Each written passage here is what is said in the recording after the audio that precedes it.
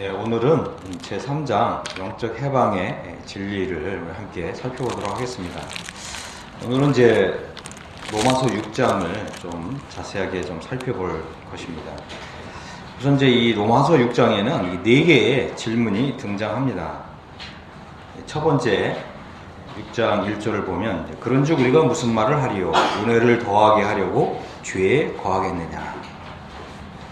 이제 이것은 질문 형태로 우리에게 강한 도전을 주고 있습니다. 죄에 거하겠느냐? 계속해서 죄에 거할 수 있느냐? 이런 이 질문입니다. 두 번째는 두 번째 질문은 죄에 대하여 죽은 우리가 어찌 그 가운데 더 살리요? 그랬습니다. 어찌 죄 가운데 더 살겠는가? 이런 질문입니다. 세 번째는 이제 15절에 있습니다. 15절. 그런즉 어찌하리요? 우리가 법 아래 있지 아니하고 은혜 아래 있으니 죄를 지으리요. 죄를 지으리요. 이렇게 질문 형태로 되어 있습니다. 그다음에 이제 네 번째는 이제 21절입니다. 21절.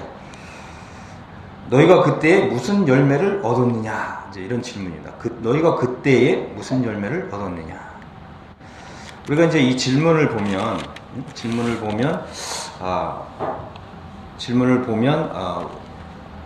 우리는 이제 어떻게 대답을 해야 되겠습니까? 이제 그럴 수 없느니라. 그죠? 그럴 수 없느니라. 이것은 이제 좀 영어식 표현을 보면 하나님께서 절대로 금지하신다. 이런 뜻입니다. 근데 우리가 좀 더 솔직하고 정직하게 내가 지금 생각하고 있는 구원관 아니면 좀 내가 생각하고 있는 신앙관을 한번 좀 돌이켜 볼 필요가 있습니다. 왜 그러냐면 우리가 많은 경우에 오랫동안 이 성경 구절을 읽었지만 이 말씀의 이 진정한 의미를 전혀 깨닫지 못하고 있다고 하는 엄청난 사실인 것이죠. 한번 생각해 보십시오. 오늘 아니면 어제 여러분은 신앙생활 아니면 일상생활 어떻게 하셨습니까? 과연 지금 이 질문한 대로 우리가 은혜를 더하게 하려고 죄에 거하겠느냐? 여러분 죄에 거하다 오셨습니까? 아니면 정말 은혜 아래 거하다 오셨습니까? 우리가 이 많은 경우에 이렇게 이원론적으로 생각하는 경우가 굉장히 많죠. 굉장히 우리가 이 부분에 대해서 진지하게 고민을 해야 됩니다. 제가 이제 이런 그 말씀을 드리면서 저는 그 오랜 동안 이 구원받은 성도들하고 많은 대화를 나눴습니다. 그런데 이제 실제로는 이제 어떤 이 생각을 갖고 있냐 하면 우리는 하나님의 은혜로 구원을 받은 것이지, 그죠? 우리의 행위대로 구원받은 것이 아니다. 그리고 우리는 죄를 지을 수밖에 없는 어쩔 수 없는 이 죄인에 불과하다. 우리가 어떻게 죄인인데 어떻게 죄를 짓지 않을 수 있느냐? 그래서 우리는 오늘이나 심지어는 내일도 그냥 죄를 지을 수밖에 없는 사람이다. 그리고 이게 은혜로 구원받은 것이지 행위로 구원받은 것이 아닌데 우리가 이 죄 문제에 관해서는 더 이상 이러쿵저러쿵 얘기하지 마라. 우리는 그저 이 구원받은 이 죄인에 불과하다. 심지어 우리는 예수님의 이 바지가랑이만 겨우 붙들고서 그냥 이렇게 가는 사람들이지 우리가 어떻게 성화의 삶을 살 수 있으며 어떻게 하나님 말씀대로 살 수 있느냐? 그리고 하나님 죄 짓지 않는 사람이 누가 있냐? 여기 한번 나와봐라. 그렇기 때문에 예수님은 하나님은 은혜로 우리를 이 과거제, 현재, 미래제까지 다 용서하셨다. 그렇기 때문에 우리는 어쩔 수 없이 죄를 지을 수밖에 없는 사람이다. 이제 이런 것들이 대부분이 우리 구원받은 성도들의 이 구원관이었습니다. 여러분 어떻게 생각하십니까? 나는 정말 성화의 삶을 살고자 그렇게 노력해 왔으며 또 성화의 삶을 사는 데 있어서 정말 이 하나님을 위한 아름다운 열매를 맺어왔는가? 이런 부분에 대해서 우리가 진지하게 정말 하나님 앞에서 정직하게 이 문제를 생각해야 된다고 하는 것입니다. 많은 경우에 이 사도 바울은 우리에게 분명하게 죄에 거하겠느냐, 계속해서 죄에 거할 수 있느냐라고 하는 이런 질문 앞에서 절대 그럴 수 없느니라 이렇게 대답을 했습니다. 우리는 어떻게 대답해야 됩니까? 우리가 구원받았는데 또 우리가 하나님의 은혜로 구원받았고 행위로 구원받은 것이 아닌데 계속해서 죄에 거할 수 있느냐? 이런 질문에 우리는 뭐라고 대답해야 돼요? 어떻게 대답해야 됩니까? 그럴 수 없느니라. 이게 들어와야 된다고 하는 것입니다. 이 하나님 말씀이 들어와야 돼요. 그런데 우리는 어떻게 해요? 죄에 거할 수 있을 뿐만 아니라 죄에 거해도 된다. 구원받는 데는 아무 지장이 없다. 이런 사상이 들어왔다고 하는 거죠. 여러분 그렇게 살아오지 않았습니까? 솔직하게 한번 정직하게 이 문제에 한번 대면해 보시기 바랍니다. 그런데 이것이 바로 우리가 이 죄에 거해도 된다. 우리는 은혜로 구원받은 사람이기 때문에 죄에 거해도 된다. 이런 사상이 들어왔다는 거예요. 이 말은 다시 말씀을 드리면 이런 생각을 받아들였다고 하는 거죠. 그럼 이런 생각이 어디서 왔냐? 제가 한번 창세기 3장을 한번 열어보시기 바랍니다. 창세기 3장에 보면 1절에 보면 이 뱀이 여자에게 물어 이르되 하나님이 참으로 너희에게 동산 모든 나무의 열매를 먹지 말라 하시더냐? 이렇게 질문했어요. 그죠? 그러니까 여자가 뭐라고 얘기했습니까? 뱀에게 말하되 동산 나무의 열매를 우리가 먹을 수 있으나 동산 중앙에 있는 나무의 열매는 하나님의 말씀에 너희도 먹지도 말고 만지도 말라 너희가 죽을까 하노라 하셨느니라. 하나님 이렇게 말씀하셨나요? 이 하와가 하나님 말씀을 제대로 알고 있지 않았습니다. 다시 말씀을 드리면 우리가 은혜를 더하게 하려고 계속 죄에 거할 수 있느냐? 이런 질문에 우리가 어떻게 대답해야 된다고요? 그럴 수 없느니라. 이렇게 대답을 해야 되는데 지금 이 하와는 뭐라고 그래? 뭐 죄를 지을 수도 있지. 우리가 어떻게 죄를 안 짓고 살아? 우리가 그냥 구원받은 죄인일 뿐인데? 이렇게 대답한 거예요. 맞죠? 그렇게 대답한 거예요, 지금. 그러니까 뱀이 뭐라고 얘기했습니까? 너희가 결코 죽지 아니하리라. 이 말이 뭐예요? 죄를 져도 죽지 않는다. 이렇게 얘기한 거예요. 그러니까 5절에 이제 뱀이 이제 거짓말을 합니다. 너희가 그것을 먹는 날에는 너희 눈이 밝아져 하나님과 같이 되어 선악을 알 줄 하나님이 아심이니라. 이 뱀의 말을 받아들인 것입니다. 뱀의 말을 받아들인 거예요. 그러니까 이제 6절에 보니까 뭐라 그래? 여자가 그 나무를 본즉 먹음직도 하고 보암직도 하고 지혜롭게 할 만큼 탐스럽게도 한 나무인지라. 자, 보십시오. 우리가 하나님의 말씀, 분명한 말씀이 있어요. 먹지 말라고 하셨잖아요. 죄에 거하겠느냐? 우리가 어떻게 대답해야 된다고요? 그럴 수 없느니라. 이렇게 하나님 말씀대로 대답을 해야 되는데 이게 하나님 말씀대로 대답을 하지 않으니까 뱀의 말을 받아들이는 거예요. 뱀이 누구예요? 사탄이잖아요. 구원받은 성도가 사탄의 생각을 받아들인 거라니까요. 그러니까 이제 어떻게 돼요? 가치관이 확 바뀌었어요. 여자의 가치관이 바뀌었어요. 생각이 바뀌고 가치관이 바뀌었어요. 하나님 말씀을 대하는 태도가 바뀌어버린 거예요. 여러분 이거 조심하셔야 되는 거예요. 응? 우리가 구원받았다고 할지라도 그죠? 구원받았는데 은혜로 구원받았는데 죄에 계속 거할 수 있느냐? 어떻게 대답해야 된다고요? 그럴 수 없느니라. 근데 뭐라고 그랬어요? 아, 우리는 구원받은 죄인일 뿐이야. 과거적, 현재, 미래적까지 다 용서받았어. 그렇기 때문에 우리는 무슨 죄를 짓더라도 구원받는데 아무 지장 없어. 그러니까 죄를 져도 돼. 가치관이 바뀐 거예요. 이렇게 사단의 생각을 받아들이고요. 이 하나님의 말씀에 의한 하나님의 이 세계 속으로 우리가 들어가야 되는데 이 사탄이 거짓말을 받아들이니까 어떻게 됩니까? 육신의 세계로 들어가는 거고 죄의 세계로 들어가는 거고 사망 상태로 들어가는 것입니다. 이게 원리예요. 오늘날 많은 분들이 이 원리를 사탄의 원리를 받아들인 거예요. 그래서 가치관이 완전히 바뀐 거예요. 그러니까 어떻게 돼요? 죄 짓는 문제에 대해서 아주 담대하게, 그죠? 최근에 이런 일이 있었습니다. 이제 최근에 이제 자매님이 구원을 받았어요. 구원을 받았는데 이 두 부부가 좀 나이가 동갑인데 한 자매님이 좀 나이가 좀 더 많은 거예요. 그러니까 이 자매님이 구원을 받으셨는데 구원받기 전에도 집에 가면은 남편한테 밥 차려와라, 뭐 말도 막 함부로 하고 막 명령하고, 그죠? 막 설거지도 막 네가 해라 이러던 사람이었는데 구원받고 나서도 여전히 그러고 있는 거예요. 그래서 어떤 분이 권면을 했어요. 자매님, 성경에 보면 자매는 이러이러해야 됩니다. 그랬더니 뭐라고 대답한 줄 아세요? 내가 구원은 받았지만 그건 절대 못해. 내가 죽어도 깨나도 난 그건 안 해.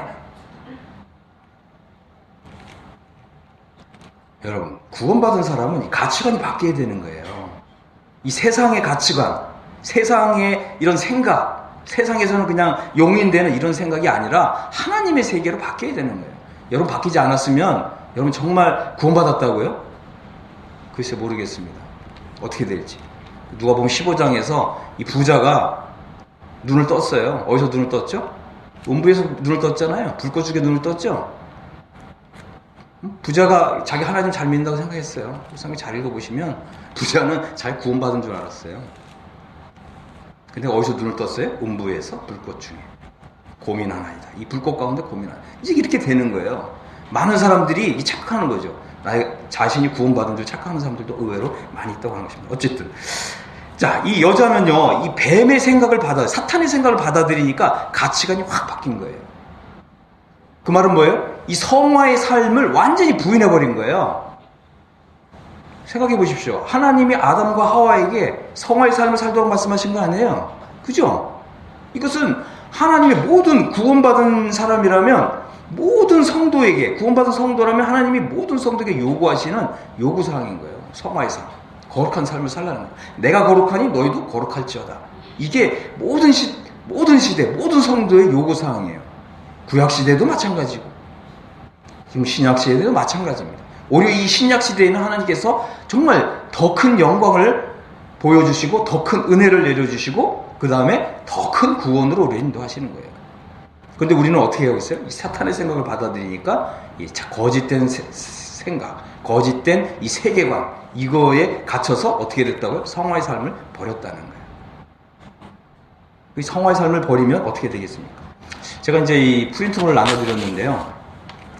한번 보시기 바랍니다. 1번. 우리가 구원은 받았지만 이 부끄러운 구원이 있고 영광스러운 구원이 있습니다. 구원받은 성도가 성화의 삶이 없으면 부끄러운 구원에 들어갑니다. 이 부끄러운 구원이 뭐냐? 이제 쭉 한번 보시기 바랍니다. 제가 나중에 좀 시간 되면 이 부분 조금 말씀드리고요. 구원받은 성도가 성화의 삶을 살면 영광스러운 구원에 들어갑니다. 그래서 영광스러운 구원이 뭐냐? 쭉 이제 이게 설명을 하고 있습니다. 그래서 이 표를 한번 보시기 바라고요. 제가 좀 뒤에 좀 시간이 되면 이 부분 좀 말씀을 좀 드리도록 하겠습니다. 그래서 로마서 6장에는 4개의 질문이 나옵니다. 은혜를 더하게 하려고 죄에 거하겠느냐? 그럴 수 없느니라. 죄에 대하여 죽은 우리가 어찌 그 가운데 더 살리오? 그랬습니다. 우리가 이 죄 가운데 더 이상 살아서는 안 된다. 그럴 수 없다. 이런 거죠. 세 번째는 은혜 아래 있으니 죄를 지으리요. 그 대답은 뭐라고요? 그럴 수 없느니라. 하나님이 금지하신다. 그리고 우리가 이 성화의 삶을 몰랐던지 아니면 성화의 삶을 거부했든지 아니면 성화의 삶이 있다는 것조차 몰랐든지 어쨌든 너희가 그때 무슨 열매를 얻었느냐. 그죠? 우리가 무슨 열매를 얻었습니까? 우리가 이제 이 부분에 대해서 한번 살펴보겠습니다. 그래서 이것을 이제 종합해서 한번 살펴보면 이 질문을 하나로 만들 수가 있죠. 구원받은 사람이 과연 죄를 지어도 되는가? 그죠? 모든 과거적, 현재적, 미래적 다 용서받았기 때문에 우리는 그냥 죄를 짓고 살아도 되는가? 어떻습니까? 그 죄를 짓는다 그러면 굉장히 거창하잖아요. 이게 단순해요. 남편은 남편 노릇하고 아내는 아내 노릇하고 아버지는 아버지 노릇하고 자식은 자식 노릇하고 그죠? 어떻게 해요? 하나님 말씀으로. 우리가 이 부분에 대해서 나는 정말 그렇게 살아왔습니다. 이렇게 대답할 수 있나요? 우리가 이 부분에 대해서 정말 진지하게 우리 자신을 성찰해 봐야 됩니다. 우리가 이 부분에 대해서 고민하지 않으면 그죠? 우리가 이 공부하는 이것이 그렇게 별 효과가 없을 것입니다. 하지만 이 문제 때문에 우리가 괴로워하고 또 이 문제 때문에 정말 내가 얼마나 비참한 사람인가 이것을 깨닫는다면 그런 사람에게는 하나님께서 은혜를 내려주실 것입니다. 그래서 이런 말이 있습니다. 우리 자신의 비참함을 정말 제대로 진정으로 보기 전까지는 그리스도의 그 영광을 볼 수가 없다는 거죠. 나의 이 비참함, 나의 그 정말 이 추악한 이런 모습을 진정으로 볼 때에야 비로소 나 자신을 보지 않고 나의 머리를 들어서 하늘에 계신 부활하여 영광 가운데 계신 주님을 비로소 바라본다는 거예요. 그리고서 누가 나를 이 사망의 몸에서 건져내랴 이렇게 하나님께 울부짖는 기도를 한다고 하는 것입니다. 우리가 이제 이런 부분들을 앞으로 좀 자세하게 이제 살펴볼 것입니다. 그래서 이 진정으로 나의 이 비참함, 그죠? 진정으로 나의 이런 이 무가치함, 나의 진정으로 이 성화의 삶을 살지 않았던 나의 이 연약함, 이런 이 정말 나의 이 진정한 이 바닥을 보기 전까지는 이 성화의 삶에 대한 이 진리를 제대로 배울 수 없다고 하는 것입니다. 다시 이제 돌아와서 구원받은 사람이 과연 죄를 지어도 되는가? 이 문제를 한번 좀 생각해 보겠습니다. 여러분 어떻게 생각하세요? 어떻게 대답하시겠습니까? 구원받은 사람이 과연 죄를 지어도 됩니까? 여러분 대답은 뭐예요? 그럴 수 없느니라. 좀 다시 설명해 드릴까요? 우리 아내된 자매님들이시여, 우리 형제님, 남편이 형제님들에게 되돌아도 됩니까? 대답해 보세요. 그럴 수 없느니라. 한번 해보세요. 그럴 수 없느니라. 왜 대답 안 하세요? 여러분 이걸 분명하게 하셔야 이걸 배운다니까요. 우리 남편 된 우리 형제님들, 우리 아내를 그리스도께서 그녀를 사랑하시 그렇게 사랑하시겠습니까? 예. 그렇게 사랑하셔야 돼요. 어떻게 사랑하셔야 돼요? 자기 목숨을 내놓기까지. 그렇게 아내를 사랑해야 돼요. 그죠? 그렇게 하셔야 됩니다. 그리고 이 자녀가 하나님 말씀대로 안 하면 여러분 채찍 좀 드시겠습니까? 드시겠어요? 안 드시겠어요? 그럴 수 있겠지. 요즘 세대 젊은이들이 부모에게 거역하고 이런 거는 다양한 다반세지. 그렇게 생각하세요? 자녀들이 불신자고 결혼하면 그럴 수 있지. 그렇게 하시겠어요? 여러분 제대로 신앙생활 하십시오. 제대로 신앙생활 하세요. 그럴 수 없는 거예요. 우리가 장래에 주님 앞에 서면 이 부분에 대해서 다 주님 앞에 이거 다 해명하셔야 됩니다. 부끄럼 당하는 거예요. 절대 그럴 수가 없습니다. 여러분이 목숨을 바쳐서라도 그 길을 막아야 되는 거예요. 절대 그럴 수 없습니다. 정말 우리 하나님께서 우리 모임에 주신 이런 놀라운 진리들이 있는데 그 말은 뭐냐면 우리가 그만큼 도덕적 수준이 더 높아야 된다는 거예요. 솔직히 한번 얘기해 보세요. 우리만 구원받은 사람들이고 다른 교회는 구원이 없어요. 여러분 그렇게 이렇게 말씀해 보셨죠? 그렇게 말씀 안 하셨어요? 그 말은 뭐예요? 그만큼 도덕적 수준이 더 높아야 된다는 거예요. 그거보다 더 못하면서 그런 말씀 하시면 안 되는 거예요. 자, 너희가 그때 무슨 열매를 얻었느냐 이랬어요. 이 말은 뭐냐면 성화의 삶을 몰랐던, 아니면 성화의 삶을 거부했던, 아니면 성화의 삶에 대해서 잘못 알았던, 잘못된 신앙교육을 받았던, 어쨌든 그때 여러분 무슨 열매를 얻었습니까? 이게 바로 로마서 1장 28절부터 31절까지 있는데 바로 육신의 열매입니다. 살펴보겠습니다. 21가지가 나오는데 로마서 1장 28절, 저희가 마음에 하나님 두기를 싫어하며 하나님께서 저희를 그 상실한 마음대로 내어버려 두사 합당치 못한 일을 하게 하셨으니. 이 말씀은요, 저는 과거에 어떻게 생각했냐면 이거는 구원받기 전에, 그죠? 구원받기 전에 이 죄인들의 상태다 이렇게만 생각을 했어요. 근데 제가 어느 날 우리가 이제 성화의 삶을 살아야 되는구나 라고 하는 정말 이런 마음을 갖게 됐고, 하나님 말씀이 이제 제 마음에 들어온 거죠. 그리고서 죄에 계속 거할 수 있느냐? 그럴 수 없느니라. 죄에 대하여 죽은 우리가 어찌 그 가운데 살리요? 그럴 수 없느니라. 은혜 아래 있으니 죄를 지으리요? 그럴 수 없느니라. 너희가 그때 무슨 열매를 얻었느냐? 이제 이런 이 말씀을 이제 제가 마음에 이렇게 품고서 다시 로마서를 읽는데 깜짝 놀랐어요. 왜요? 지금 로마서 1장 28절부터 31절까지 이게 몇 개가 제 마음에 걸리는 거예요. 제 양심에. 여러분 다시 한번 읽어보시기 바랍니다. 불의, 의롭지 못한 거, 추악한 거, 탐욕, 욕심 부리는 거, 악의가 가득하고요. 선의가 가득해야 되잖아요. 선의. 악한 마음이 가득하고, 시기가 있고, 살인이 있고, 시기심. 시기심 뭐예요? 사촌이 땅을 사면 배 아프잖아요. 그죠? 그런 마음 안 드셨어요? 누가 강남에다가 뭐 아파트를 샀는데 5억이 올랐대. 배 안 아파요? 아니면 좀 두통이 오지 않아요? 머리 아프지 않아요? 여러분 뭐 강남은 그렇다 치고 그러면 안산 예를 들어서 안산에 누가 요즘 안산에 그 뭐 프레지오 프레지오 아파트 뭐 프리미엄이 지금 뭐 얼마 붙었다 그러더라고요. 저도 뭐 다 들어요. 어떻게 막 머리가 아프지 않았어요? 막 우울증만 몰려오지 않았어요? 이게 다 시기심입니다. 시기심.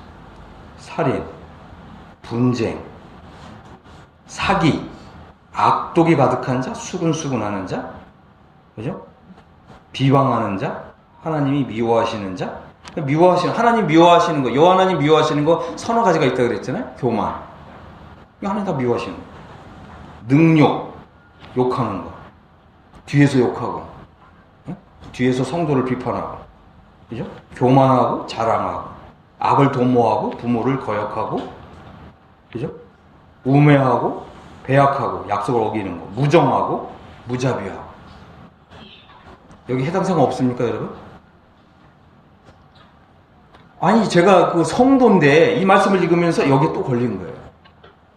이거 왜 걸리죠, 이게? 난 성도인데? 그래서 로마서를 내가 다시 읽어야 되겠구나. 저는 뭐냐면, 로마서 1장, 2장, 3장은 구원받은 성도들한테는 해당 안 되는 줄 알았어요. 우리는 이제 구원받았으니까 적어도 이 4장부터지 이렇게 생각했거든요. 그게 아니더라고요. 그게 아니에요. 왜 그래요? 우리 속에 죄성이 있잖아요. 이 죄성은 뭐예요? 이 죄의 권세고, 죄의 세력이고, 죄의 힘이고, 그 다음에 또 나의 주인이에요, 주인. 내가 죄를 섬긴다고요. 그러다 보니까 다시 죄의 열매들이 맺히는 거예요. 여러분, 죄의 열매 맺히고 있어요? 안 맺히고 있어요? 죄의 열매가 다시 맺힌다는 말이 뭔데요? 구원받아도 나쁜 나무라는 거예요. 좋은 나무가 좋은 열매 맺죠? 좋은 나무가 나쁜 열매 맺어요? 그런 일 없다는 거죠. 마태복음에 보면 좋은 나무는 좋은 열매 맺고 나쁜 나무는 나쁜 열매 맺고. 근데 내가 보니까 나쁜 열매를 맺어요. 그럼 나는 나쁜 나무인 거예요. 여러분 이걸 배우셔야 돼요. 이제 보니까 내가 구원받은 성도는 맞는데 나쁜 나무구나. 여러분 이걸 배우셔야 로마서 8장으로 넘어가는 하나님의 이 길을 발견하는 거예요. 하나님의 길이 이렇게 감춰져 있어요. 그래서 어떤 사람이 이 하나님의 길을 발견하냐 하면 나의 비참함을 알고 하나님 앞에 완전히 바닥에 엎드리는 사람. 밑바닥에 봐야 구멍 조그만 거 하나 보입니다. 자, 그래서 구원받은 사람이 성화의 삶을 살지 않으면 어떻게 된다고 했어요? 자동적으로 육신의 열매를 맺는다. 맞죠? 내가 노력하지 않아도 어떻게 해요? 육신의 열매를 맺는다. 그 말은 뭐예요? 나는 육신에 속한 사람이다. 나의 상태는 어떻게 해요? 육신 안에 있는 사람이다. 그래서 우리가 첫째 시간에 이제 신분과 상태에 대해서 배웠잖아요. 신분은 공통적인 거라고 그랬습니다. 그죠? 지금은 신분에 관한 진리를 배우는 게 아니라 상태에 관한 진리를 배우는 거라고 그랬어요. 다시 말씀드립니다. 현재 나의 상태가 어떤 상태라고요? 육신 상태. 이것이 우리가 뼈 아프게 정말 고통스럽게 받아들여야 되는 하나님의 진리라고 하는 것입니다. 그래서 이 고린도 전서에 보면 이 고린도 교회에 사도 바울이 뭐라고 그랬어요? 너희가 아직도 육신에 속한 자로다. 왜요? 너희 가운데 시기와 분쟁이 있으니 어찌 육신에 속하여 사람을 따라 행함이 아니리요 이랬어요. 사도 바울이 고린도 교회에 가서 복음을 전했어요. 바울이 복음을 전해서 구원받은 사람들이 고린도 교회 사람들인데 바울이 뭐라고요? 여러분들은 육신에 속한 자입니다. 이렇게 얘기한 거예요. 그러니까 이 말은 구원받지 않은 사람들에 대한 것이 아니라 구원받은 사람들에 대한 것이에요. 그 말은 뭐예요? 나도 지금 여기에 해당되는 될 수가 있구나. 그죠? 이것을 우리가 뼈 아프게 받아들여야 되는 이 진리라고 하는 것입니다.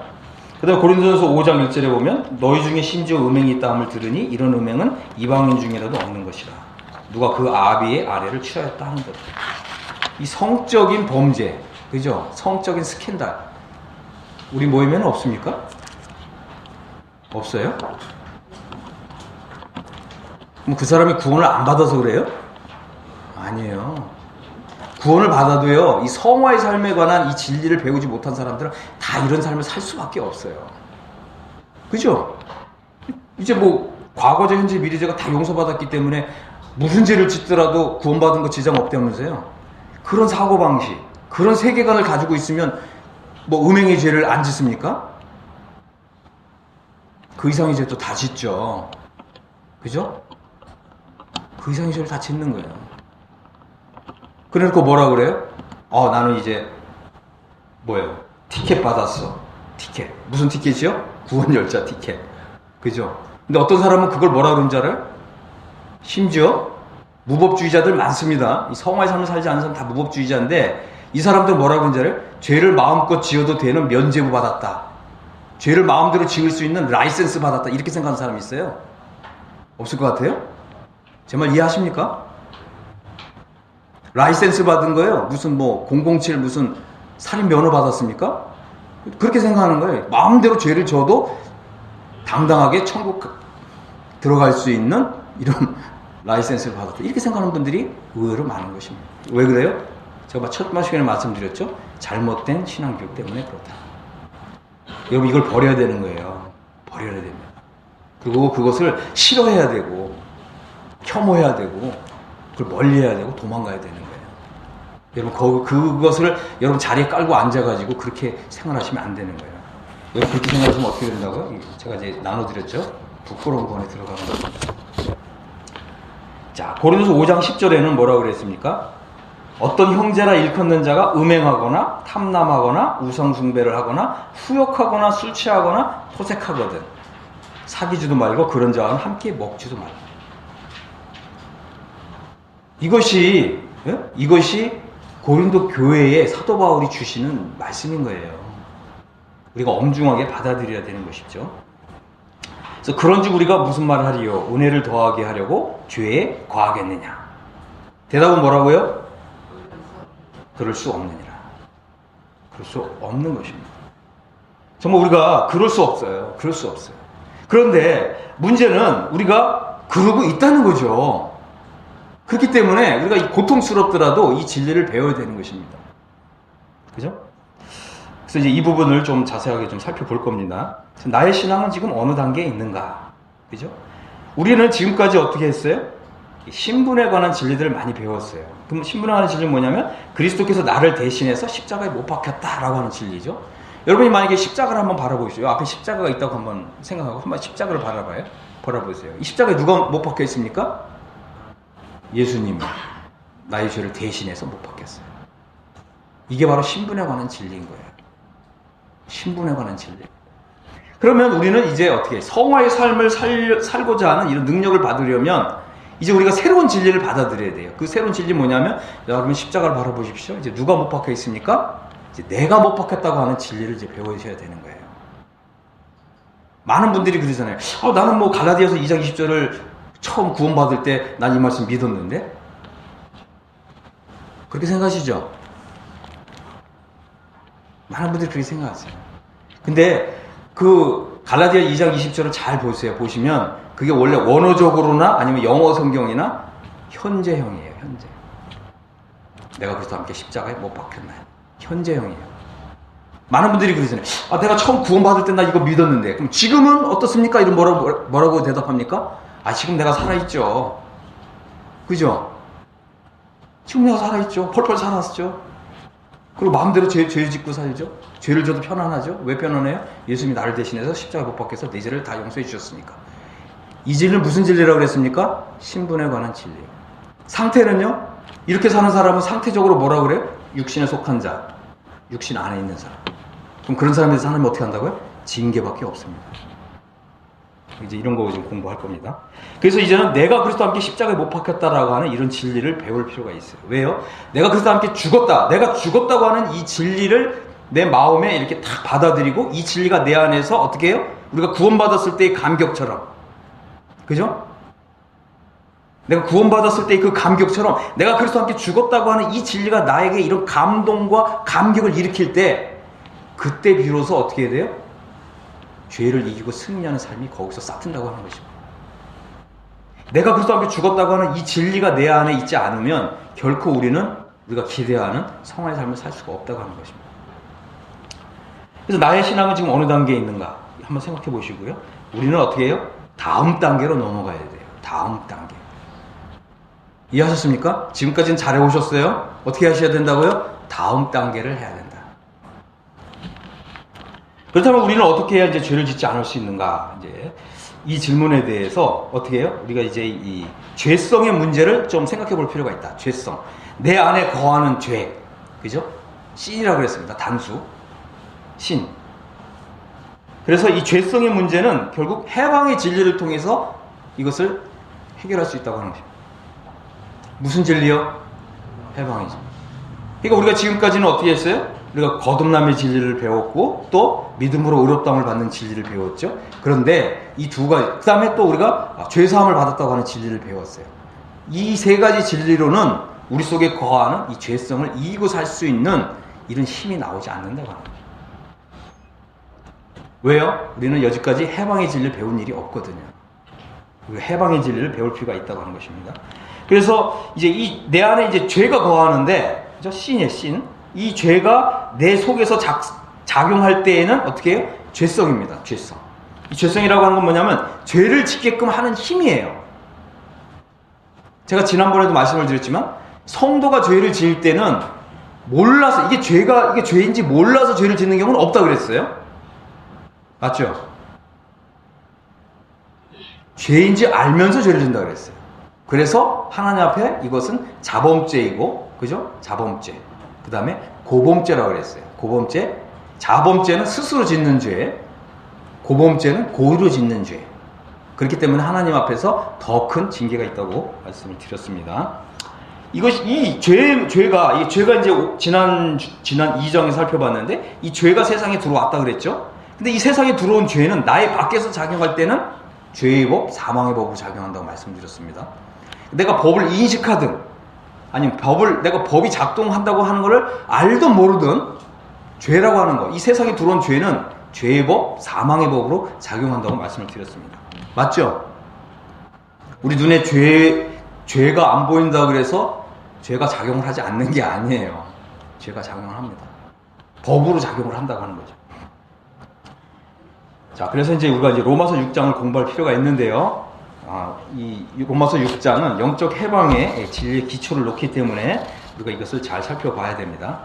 자, 우리가 한번 이제 6장 1절을 보겠습니다. 여기 보면 제가 이제 로마서 6장에서 죄와 관련된 구절들을 한번 다 뽑아봤습니다. 그래서 하나하나 좀 살펴보겠습니다. 첫 번째, 죄에 거하겠느냐? 이제 이런 질문이고, 두 번째는 어찌 그 가운데 더 살리오? 그랬어요. 이건 뭐냐면 죄는 우리 삶의 자리라는 거예요. 우리 삶의 자리. 이 말은 뭐냐면 롯 있잖아요. 롯은 자기 눈에 좋게 보이는 대로 소돔과 고모라 땅이 정말 이게 물된 동산 같고 또 이 하나님의 동산과 같고 자기 눈에 좋게 보이는 그 소돔과 고모라 성을 택했어요. 선택한 것입니다. 그리고 이 롯이 소돔과 고모라 성을 택하면서 어떤 마음을 가졌겠어요? 나는 저기 가서 소돔과 고모라 성에 가서 정말 돈도 많이 벌고 또 신분적으로 높은 그런 권세 있는 자리에 살면서 하나님을 잘 섬기겠다, 이런 생각했겠죠? 아닐까요? 무슨 그런 마음으로 소돔과 고모라 성에 들어가서 살았어요. 다시 한번 말씀드립니다. 소돔과 고모라 성에서 하나님을 위한 삶을 살 수 있어요, 없어요? 없어요. 롯은 어떤 생각을 했습니까? 가치관이 아까 바뀌었다 그랬죠? 사탄의 말을 받아들이고 사탄의 생각을 받아들이니까 가치관이 확 바뀌었어요. 하나님의 세계관을 가져야 되는데 사탄의 세계관을 가진 거예요. 그러니까 어떻게 해요? 자기 눈에 보이는 소돔과 고모라 성이 하나님의 동산과 같이 보였다. 그러면서 어떻게 했어요? 나는 저기에서 정말 부자가 되어서, 그죠? 권세 있는 자리에 앉아서 하나님을 잘 섬기겠다. 이게 이제 롯의 마음이었죠. 베드로후서 2장 6절에 보면 뭐라고 되어 있냐면, 무법한 자들의 2장 7절인데요. 무법한 자들의 음란한 행실로 말미암아 고통당하는 의로운 롯, 이렇게 얘기했어요.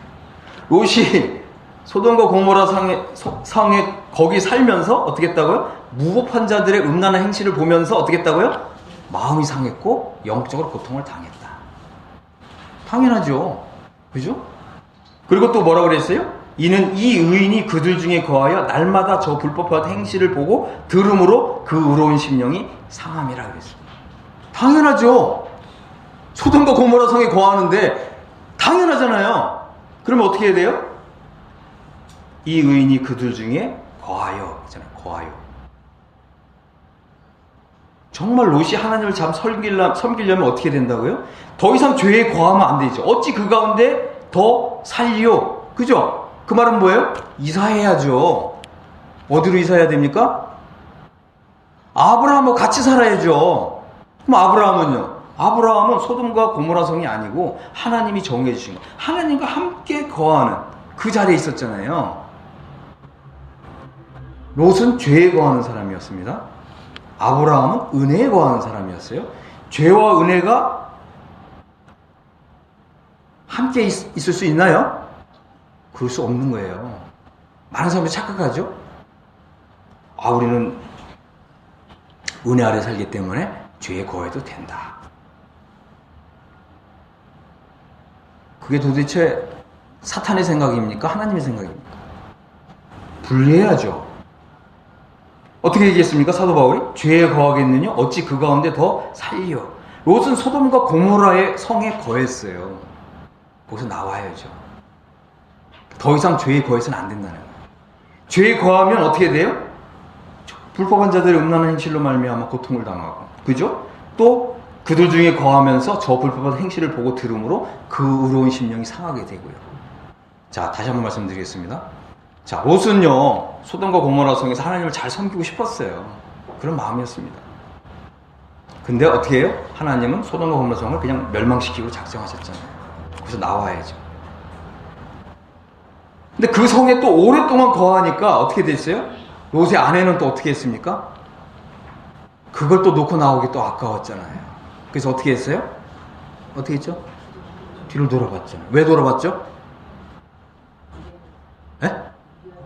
미련이 남아가지고, 그죠? 그거 다 놓고 나올 걸 생각하니까. 그래서 어떻게 됐죠? 소금 기둥 됐죠? 근데 주님은 뭐라고 하셨죠? 이것은 과거에 이미 일어난 일이고 우리한테는 아무 해당사항 없어요. 여러분들한테 해당사항 없어요? 그렇게 말씀하셨나요? 롯의 철을 기억하라. 왜요? 그렇게 되는 일이 있다는 거예요. 그렇게 되는 일이 있다. 그래서 우리 자매님들, 특별히 우리 자매님들, 롯의 아내처럼 하지 마십시오. 하나님이 이사 나와! 그러면 뒤도 돌아보지 마시고 나오셔야 돼요. 아시겠습니까? 다시 말씀드릴게요. 죄에 거하겠느냐? 어찌 그 가운데 더 살리요? 뭐라고 대답하시겠습니까? 그럴 수 없느니라. 그죠? 6절을 보겠습니다. 죄의 몸이 죽어 다시는 우리가 죄에게 종노릇하지 아니하려 함이니 그랬어요. 이 말은 뭐냐면 이제 우리가 이 죄에 거하는 삶을 살면 우리 몸이 죄의 몸으로 변한다는 거예요. 응? 여러분 성경에 좀 잘 이렇게 표시하십시오. 우리 몸이 죄의 몸으로 만들어진다는 거예요. 그죠? 죄의 몸이 만들어지면 우리는 성화의 삶을 살 수 없다는 거죠. 제가 이제 좀 인터넷에 검색을 해보니까 담적병이라는 게 있더라고요. 담적병. 이게 뭐냐면 과식이라든가 기름진 음식들을 습관적으로 섭취한 사람들은 음식물이 잘 소화가 되지 않고 흡수되지 않으면서 배설이 잘 이루어지지 않고 결국은 이제 우리 몸 속에서 이런 음식물, 부패된 이런 음식물이 우리 몸에 이렇게 쌓이면서, 그죠? 쌓이면서 이것이 이제 담적병, 그죠? 이게 생긴다는 거예요. 그래서 이 말은 뭐냐면 우리 치아에도 치아가 이게 좀 잘 관리를 못하면 치아에 뭐가 생기죠? 프라그가 생기죠. 이 프라그가 생기면 어떻게 됩니까? 이것이 이제 혈중에 다니던 칼슘과 인이 무기질과 결합하여 석회 혹은 돌처럼 굳어져서 치석을 만들어낸다. 뭐가 된다고요? 치석. 그래서 담이 결린 조직이 만들어진다는 거예요. 담이 걸렸다. 이 담이 걸렸다는 말은 뭐냐면 돌이 만들어졌다는 이 말이더라고요. 제가 좀 유식하죠? 안 웃으시는 분이 있는데 못 알아들으셨나 봐요.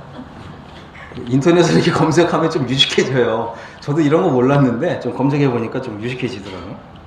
근데 이제 이런 담독소가 혈관에 끼게 되면 동맥경화가 되고요. 근육에 끼어서 근육이 굳어지면 이제 이 담이 결린다. 그죠? 이런 게 되는 거예요. 뭐 예를 들어 50견 이런 것이 다 돌처럼 굳어졌다 이런 말이에요. 이 말이 뭐예요? 죄의 몸이 된다는 거예요. 우리 몸이 죄의 몸. 그 다음에 또 뭐라고 그러냐면 위장에 끼게 되면 위장이 굳어지는데 이게 이제 담적병이라고 그러더라고요. 이 말은 뭐예요? 죄의 몸이 만들어진. 죄의 몸이 만들어진 사람은 성화의 삶을 살기가 어렵다. 우리가 왜 성화의 삶을 살기가 어렵다고요? 우리 몸이 죄의 몸이 만들어졌기 때문에.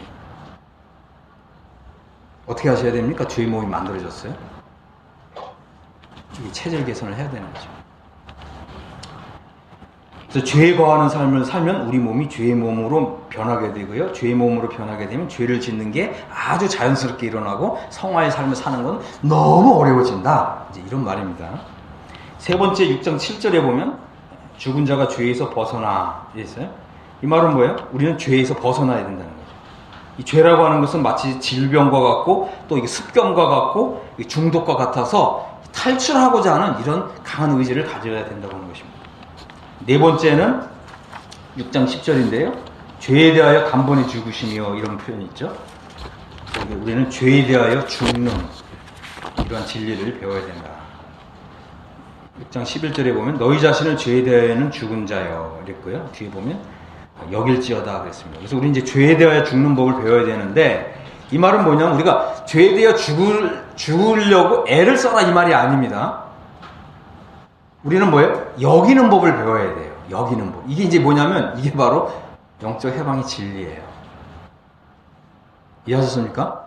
영적 해방의 진리를 배워야지 나의 노력으로 죄에 대해 죽는다? 이것은 가능하지 않습니다. 그래서 나의 노력으로 되는 것이 아니라 진리를 알지니 진리가 너희를 자유케 하리라. 진리를 통해서 되는 것입니다. 6장 12절에 보면 죄가 너희 죽을 몸을 지배하지 못하게 하여 그랬습니다. 그래서 우리는 죄가 우리 죽을 몸을 죄는 우리의 이 죽을 몸을 지배한다는 거죠. 이 지배라는 단어는 굉장히 강한 단어예요. 지배. 지배라는 말은 뭐예요? 우리는 정할 수 없다는 말이거든요. 그죠? 정할 수 없다는 거예요.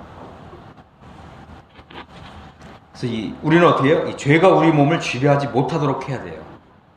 그래서 우리가 이제 하나님 앞에서 이 부분은 기도해야 되는 부분이죠. 현재 내가 나의 삶을 살펴보니까 죄가 나를 지배하고 있다. 그럼 어떻게 해야 된다고요? 하나님 앞에서 기도해야 된다는 거예요. 성화의 삶을 살고 싶은 사람은 하나님 앞에 기도해야 된다는 거죠. 기도하지 않고서 저절로 되는 일은 없어요. 그 다음에 몸의 사욕에 순종하지 말고 이랬잖아요. 그래서 우리는 몸의 사욕에 순종해서는 한다. 이 말은 뭐예요? 우리 몸이 죽을 몸, 또 아니면 뭐예요? 죽음의 몸, 그죠? 이런 몸이 죽을 몸, 죽음의 몸, 또 아니면 사망의 몸이 만들어진 사람은 몸의 사욕이 작용한다는 거죠. 그러니까 우리는 어떻게 해요? 그저 아무 생각 없이 그냥 죄를 섬기는 이런 삶을 살고 있을 수가 있어요. 정말 이해하십니까? 자연스럽게 아침에 그냥 일어나서 자연스럽게 죄를 섬기고 있는 거예요. 그 말은 뭐냐면 죄의 지배를 받고 있는 거죠. 우리가 이제 이런 것을 진지하게 좀 고민해 볼 필요가 있다고 하는 거죠. 자, 그 다음에 6장 13절에 보면 너희 지체를 불의의 무기로 죄에게 내주지 말고 이랬어요. 이 말은 뭐냐면 죄에게 조공을 바치지 말라 이런 말이에요. 이 말은 뭐냐면 이제 열왕기하 17장 3절에 보면 그 호세 왕이 있어요. 호세 왕. 아수르 왕 살마네셀이 올라와서 호세아를 친 거로 호세아가 신복하여 조공을 드리더니 이런 말이 있는데 신복하여 좀 어렵지만 다른 말이 아니고 신복 그의 신하가 되어 복종한다 이 말이에요. 그죠?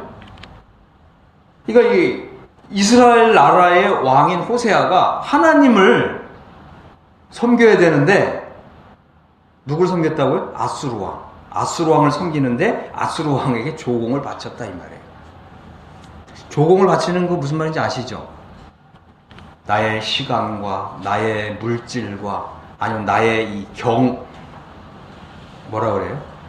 나의 이 경의를 표하는 거죠. 그 앞에 엎드리는 거, 엎드려 좋아하는 조아리는 거. 무슨 말인지 아시죠? 죄 앞에 그냥 완전히 엎드려서 항복했다 이 말이에요. 그리고 어떻게 해요? 죄가 요구하는 조공을 갖다 바치는 상태. 죄에게 조공을 바치지 마십시오.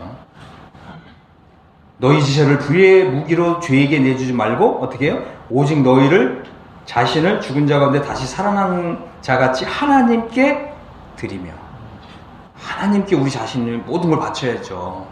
그것이 돈이든 아니면 시간이든 아니면 뭐 열정이든, 그죠? 근데 우리가 어떻게 해요? 죄의 몸이 만들어지면 죄에게 조공을 바치는 그런 일을 한다는 거예요. 그렇게 하지 말라는 거죠. 그 다음에 6장 14절, 죄가 너희를 주장하지 못하리니. 주장한다. 죄는 주장한다는 거예요. 주장한다. 주장한다는 말이 뭐예요? 아내가 남편을 주장하지 못하고 남편이 아내를 주장한다. 그죠? 그런 말씀 있잖아요. 주장하는 거예요. 권리가, 그죠? 누구에게 있다? 이 죄에게 있다. 죄가 주장한다는 거예요. 그래서 이 죄가 우리를 주장한다는 거예요. 너는 내 종이다. 그죠? 그러면 어떻게 해야 돼요, 우리가? 이 죄가 주장하는 소리를 듣지 않으려면 우리는 어떻게 해야 돼요? 어떻게 해야 됩니까? 예? 은혜 아래 있습니다. 은혜 아래 들어가야 돼요. 그럼 이 은혜는 뭐냐? 이 은혜는, 그죠? 이 은혜는 우리가 믿음으로 의롭다함을 받는 그 은혜를 얘기하는 게 아니에요. 바로 그리스도의 죽음 속으로 들어갈 수 있는 은혜를 얘기하는 것입니다. 더 나은 은혜. 그죠? 더 나은 은혜. 두 번째 은혜. 첫 번째 은혜는 우리의 신분을 위한 것이 첫 번째 은혜라면, 우리의 상태, 그죠? 우리의 상태, 우리 상태를 위한 하나님의 두 번째 은혜가 있습니다. 6장 15절, 그런즉 어찌하리요? 우리가 법 아래 있지 않냐고 은혜 아래 있으니 죄를 지으리요. 그렇습니다. 죄를 지으리요? 그럴 수 없느니라. 그렇습니다. 예. 10번째는 6장 16절 보면, 죄의 종으로 사망에 이르고 혹은 순종의 종으로 의에 이르느라. 나 자신을 지금 누구에게 종으로 내어주느냐? 이 종으로 내어준다는 말은 뭐냐면 자발적 순종이라는 거예요. 이해하시겠어요? 우리가 이 죄의 종으로 섬기는 거는 자발적으로 그렇게 하고 있다는 거예요. 그런 것 같아요? 아닌 것 같아요? 그렇잖아요. 우리가 자발적으로 나 자신을 죄에게 종으로 내주고 있다. 나는 누구를 섬기고 있느냐? 그 다음에 이제 6장 17절에 보면, 너희가 본래 죄의 동이, 우리는 누구라고요? 본래 죄의 종이었어요. 우리가 이것을 이제 인정해야 됩니다. 본래 죄의 종이에요. 그 말은 뭐예요? 이제 우리가 죄의 종이 아니라 하나님의 종이 되는 길을 찾아야 되겠구나, 이런 마음이 일어나야 된다는 것입니다. 그러나 우리가 이제 지금까지 보면 우리가 구원받고 이제 신앙생활을 했는데 이런 부분을 생각을 안 했다는 거죠. 왜 안 했을까요? 이런 말씀이 우리 마음에 와닿지 않았다는 거예요. 이런 말씀이 우리에게 아무 효력이 없었다는 거죠. 왜요? 내가 그 말씀을 받을 상태가 안 됐으니까. 왜요? 나의 영적인 상태가 죽을 몸의 상태였기 때문에 이런 말씀이 전혀 와닿지 않았다는 거예요. 그럼 이 말씀을 안 읽었을까요? 왜 안 읽었겠어요? 우리 교회만 하더라도 매년 성경 일독을 하는데, 2020년 성경 일독하고, 우리 모임의 성도들이 다 성경 일독을 해요. 근데 이런 말씀이 내 마음에 와닿냐? 아니요. 그냥 이렇게 흘러갔죠. 수도관을 따라서 물이 흘러가듯이 흘러갔지, 이 말씀이 나의 마음을 강타하고 이런 말씀이 나를 사로잡아서 내가 지금까지 죄의 종으로 살고 있었구나. 그러면 이제는 하나님께 나의 몸을, 그죠? 의의 병기로 드리겠다. 이렇게 나의 마음에 정말 강한 결심을 하고 결단을 하고 정말 그런 능력을 맛보면서 사는 이런 사람이 안 살았다는 거죠. 그 다음에 이제 6장 18절에 보면 죄로부터 해방이 돼요. 그래서 우리는 이제 죄로부터 해방되어야 된다는 거예요. 그죠? 죄로부터 해방이 되어야 된다. 정말 이것이 우리 마음의 강한 소원입니까? 나는 죄로부터 해방되기를 원한다. 이게 정말 우리의 강한 소원인가요? 하나님께서 그 마음의 소리를 들으시고 반드시 거기에 응답을 주실 것입니다. 그래서 죄로부터 해방된 결과는 뭐냐? 그죠? 6장 19절에 보면 너희 지체를 의에게 종으로 내주어 거룩함에 이르라 이랬어요. 죄로부터 해방된 결과는 거룩함에 이르는 것입니다. 성화의 삶을 통해서 거룩의 열매가 맺히는 것이죠. 그래서 우리가 이제 우리 자신을 의에게 종으로 내줄 필요가 있습니다. 그러면 우리는 어떻게 해야 돼요? 이제 착한 일을 힘쓰게 되죠. 하나님이 기뻐하시는 이런 착한 일을 힘쓰는 사람이 되는 거예요. 여러분 한번 생각해 보세요. 내가 과연 오늘 하루 착한 일을 얼마나 생각하셨어요? 나는 착한 일을 얼마나 생각했나? 한 몇 시간 정도? 1시간? 착한 일 생각했습니까? 나는 착한 일을 해야 되겠다. 하나님 기뻐하시는 일. 얼마나 생각하셨습니까? 생각 잘 안 하죠? 우리가 이 성화의 삶을 사는 이런 원동력을 얻게 되면 우리가 이제 착한 일을 생각하게 되고 착한 일에 포커스를 맞추게 되고 착한 일에 힘쓰는 우리가 되는 것이죠. 그 다음에 너희가 죄의 종이 되었을 때는 의에 대하여 자유로웠느니라. 의에 대해서 자유로운 삶이 있어요. 이 말은 뭐게요? 의에 대해서 자유로운 삶. 이 말은 뭐예요? 의로운 삶에 대해서는 상관 안 하고 신경도 안 쓰는 그런 삶인 거죠. 어떠세요? 그 말은 뭐예요? 이 방탕한 삶. 의에 대해서 자유로운 삶은 방탕한 삶을 얘기하는 거예요. 그 마지막은 사망이다. 그죠? 사망이 무엇인지 우리 공부했습니다. 그죠? 사망 상태에 들어가는 거라 그랬죠?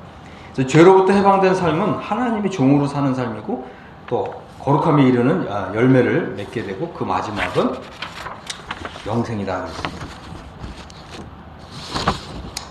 이제 6장 22절에 보니까 그러나 이제는 죄로부터 해방되고 그렇죠? 하나님께 종이 되어 거룩함에 이르는 열매를 맺었으니 그 마지막은 영생이라.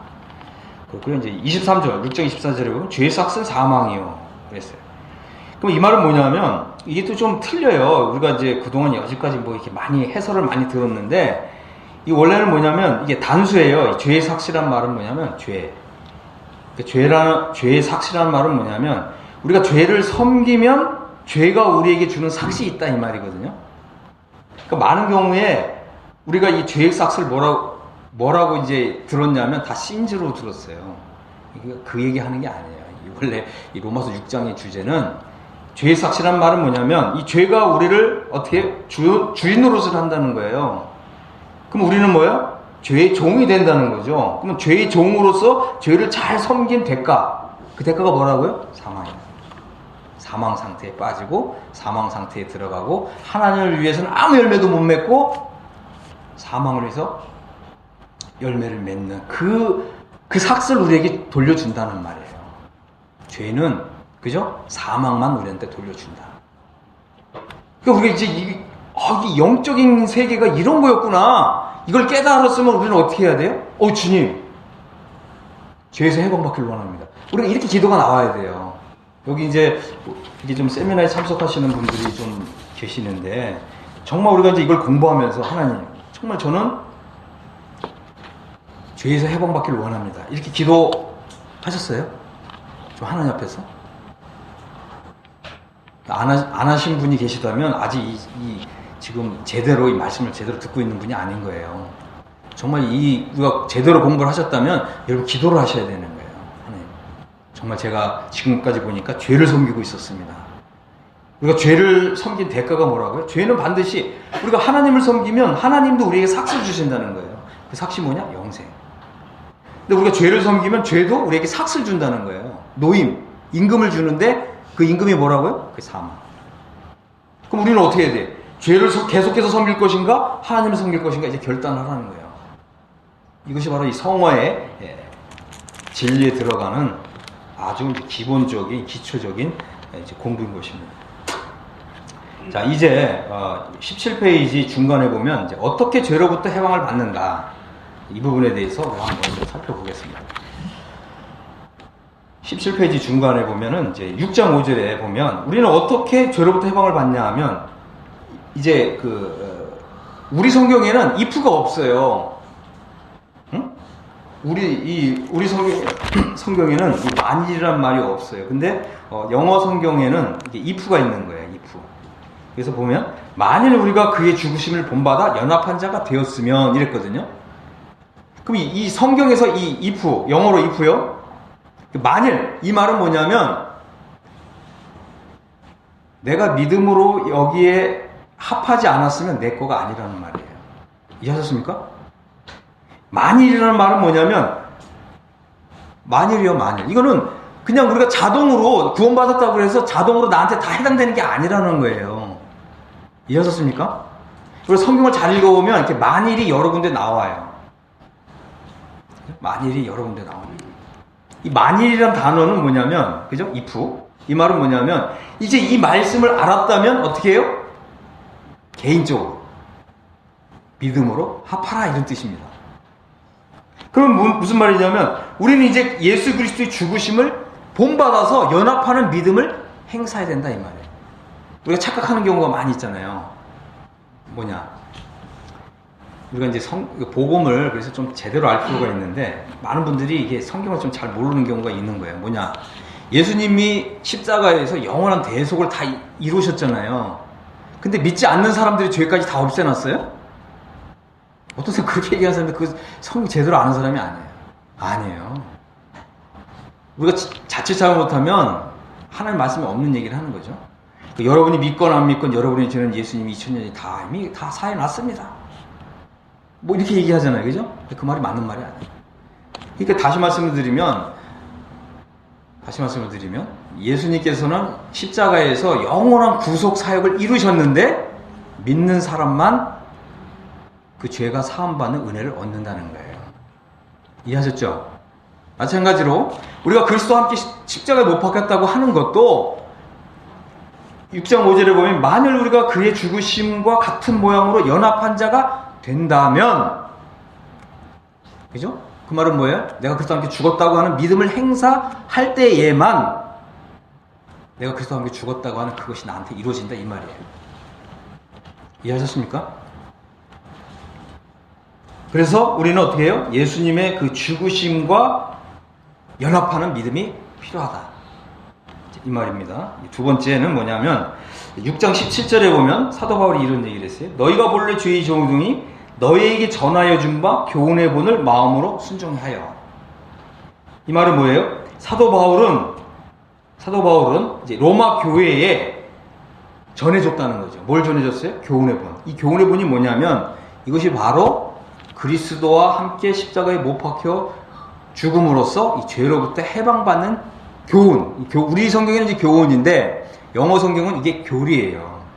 이 교리라는 말은 뭐냐면 진리라는 말이에요. 진리. 그러니까 이 진리를 우리가 듣고 개인적으로 믿음으로 받고 믿음으로 행사해야 된다는 거예요. 그리고 어떻게 됐어요? 마음으로 순종해야 된다는 거예요. 그럴 때 이것이 나에게 실제적으로 이루어진다라고 하는 거죠. 많은 분들이, 그죠? 많은 분들이 내가 그리스도와 함께 십자가에 못 박혔다, 이제 이것을 내가 믿건 안 믿건 다 이루어졌다, 이렇게 생각하는 분들이 많잖아요. 만약 이것이 이루어졌다면 어떻게 해? 우리는 성화의 삶을 살고 하나님을 위한 열매가 맺히죠. 근데 우리 삶을 돌아보니까 어떻게 해? 하나님을 위한 열매가 맺혀진 것이 아니라 죄의 열매가 맺히고 있었고 사망을 위해서 열매가 맺히고 있었고, 지금 보니까 나의 몸이 하나님의 의의 병기가 아니라 불의의 병기고 나의 몸이 죄의 몸이었다. 이 말은 뭐예요? 그리스도와 함께 십자가에 못 박히지 않았다는 말이에요. 그래서 우리는 다시 십자가 앞에 서라는 거예요. 여러분, 십자가 앞에 서십시오. 십자가 앞에 서시고요. 하나님께서는 어떻게? 내가 그리스도와 함께 십자가에 못 박혔으니. 이것은 사도 바울의 믿음의 고백입니다. 이것은 사도 바울의 믿음의 고백이에요. 이것은 모든 구원받은 사람이 다 여기 해당된다, 이 말이 아닙니다. 바울이 이것을 믿음으로 고백했다는 말은 뭐냐면 우리도 어떻게 해요? 이 십자가의 도를 알고 우리도 정말 우리의 이 신앙이 우리의 양심적으로, 그 다음에 우리가 상태적으로 내가 그리스도와 함께 죽었습니다라고 정말 믿음으로 믿고 그것을 고백한다면 그것이 하나님께서 그것을 나에게 은혜의 선물로 그때 주신다, 이 말입니다. 그래서 여러분들이 오늘 그렇게 기도하시기를 바랍니다. 정말 여러분들이 이제 나는 그리스도와 함께 죽은 자로서, 그죠? 죄에 대하여 죽은 자로서 살겠습니다. 이제 이렇게 믿음으로 고백하시기를 바랍니다. 그래서 어떻게 죄로부터 해방을 받는가? 첫 번째, 우리가 하나님의 방법을 알아야 되고요. 두 번째, 영적 해방의 진리를 알아야 되고요. 세 번째, 이것은 오직 믿음으로 된다. 그죠? 그래서 우리는 뭐예요? 우리가 이제 지금까지 보면 우리는 이제 이런 얘기를 많이 들었어요. 우리 한번 이제 질문 한번 해보겠습니다. 우리 형제님 여기 보면 당신은 거듭났습니까? 이렇게 질문을 하잖아요. 그럼 우리 뭐라고 대답해요? 여기 안 보이십니까? 당신은 거듭났습니까? 이렇게 질문하면 뭐라고 대답합니까? 예. 네. 또 이렇게 질문하죠. 당신은 그럼 믿음으로 의롭다함을 받았습니까? 뭐라고 대답합니까? 예. 그런데 이것은 초보적인 믿음이에요. 원래 우리 모임은, 그죠? 우리 모임은 이런 초보적인 거 가지고선 이 신앙 교제한 게 아니고요. 어떤 걸 가지고 교제했냐면, 당신은 언제 십자가에 못 박혀 죽었습니까? 당신은 그리스도와 함께 십자가에 못 박혔습니까? 당신은 언제 못 박혔습니까? 이런 질문을 했어요. 이게 원래 이 브레드린의 영적 유산이에요. 여러분 뭐라고 대답하시겠습니까? 제발 좀 나는 그냥 구원받을 때 십자가에 못 박혔습니다. 이런 얘기 하지 마세요. 그거는 나는 아무것도 모릅니다. 이 대답입니다. 진작에 고민하셔요. 내가 그리스도와 함께 못 박혀 죽는다는 말이 뭔데요? 나는 이제 나의 전체를 나는 하나님께 바치겠다. 이 대답이에요. 여러분 착각하지 마십시오. 많은 분들이 착각하는데, 내가 그리스도와 함께 못 박혔습니다. 이 말은 뭐예요? 나는 이제 나의 전부를 하나님께 다 바치겠습니다. 이 뜻입니다. 이해하시겠죠? 여러분 고민하셔야 돼요. 고민하셔야 돼요. 자, 그래서 이 죄에서 해방을 받는 길은 뭐냐? 그리스도와 함께 십자가에 못 박혔다고 하는 이 진리를 알고요. 그 다음에 정직하게, 그리고 정말 고민하고서 나는 이제 세상에 대해서 죽고, 그죠? 이제는 하나님에 대해서만 살겠습니다.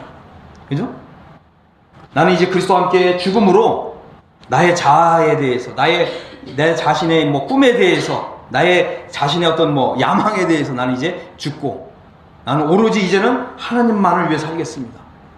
나의 전부를 주와 복음을 위해서 바치겠습니다. 이게 그리스도와 함께 죽었다고 하는 고백이에요. 이 고백을 정말 진지하게 여러분이 드려야 성화의 삶이 사라진다고 하는 것입니다. 그렇게 하시겠습니까?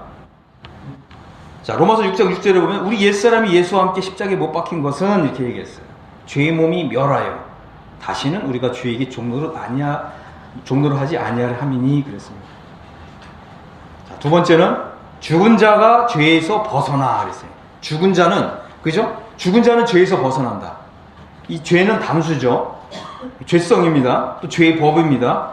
그러니까 죽은 사람만이 죄에서 벗어난다. 세 번째 6장 14절에 보면 죄가 너희를 주관치 못하리니, 그죠? 이제 그리스도와 함께 죽은 사람은 죄가 주관하지 못한다. 그죠? 그래서 이제 내가 그리스도와 함께 죽었다고 하는 이 사실이 너무나 행복하면, 우리가 이제 뒷부분에 가면 좀 더 이걸 더 구체적으로 말씀을 좀 드릴 거예요. 지금은 좀 기초적으로 좀 말씀을 드리는 거예요. 근데 이게 너무 행복한 거예요. 내가 그리스도와 함께 죽었고 이제는 나의 전 생애를 하나님께 나 자신을 바친다고 하는 게 너무 행복한 거죠. 그죠? 그래서 이것이 경험된 사람은 뭐라 그래요? 마치 내가 구원받은 것보다 더 큰 감동과 감격이 있다. 이렇게 얘기하는 거예요. 이건 맛본 사람만 아는 거죠. 이런 고백을 누가 했냐? 조지 밀러가 한 거예요. 이런 고백을 또 누가 했어요? 존 넬슨 다비라고 하는 분이 한 거예요. 나에게 이 영적 해방에 이런 경험이 없었더라면 내가 지금까지 이런 사역을 이렇게 많은 열매를 맺는, 또 하나님을 위해서 정말 이렇게 영광을 드리는 이런 삶을 내가 살 수 있었을까? 나는 정말 의심이 된다. 그런 거예요. 우리 이 로마서 8장에 들어가서 사는 삶은 실제적인 성화의 삶의 능력이 임한 거예요. 이것을 맛보고 사는 거예요. 많은 사람들이 그냥 이거를 공부하고서, 아니면 이론적으로, 아니면 지식적으로 동의하고서 나는 해방됐다, 로마서 8장에 산다, 이렇게 얘기하는 사람이 있는데 그거 아니에요. 그게 아니고 성화의 삶을 살 수 있는 능력이 임한 게 로마서 8장에 들어간 사람인 거예요. 이게 된다고 하는 거죠. 된다고 하는 거예요. 우리가 이제 공부를 하다 보면 앞으로 그런 분들이 계속 나올 거예요. 그래서 이제 6장 22절에 보면 그러나 이제는 너희가 죄에게서 해방되고 하나님께 종이 돼요. 누가 죄에게서 해방되는가? 그죠? 그리스도와 함께 십자가에 못 박아 죽었다고 하는 이 믿음을 고백하는 사람, 그리고 이 믿음이 이제 임한 사람, 이런 사람에게 죄에게서 해방되고 하나님께 종이 되어 거룩함에 이르는 이제 열매가 맺혀진다고 하는 것입니다. 마지막 결론이 이것입니다. 이제 그리스도의 죽음에 연합하는 사람만이 죄에게서 해방된다. 아멘.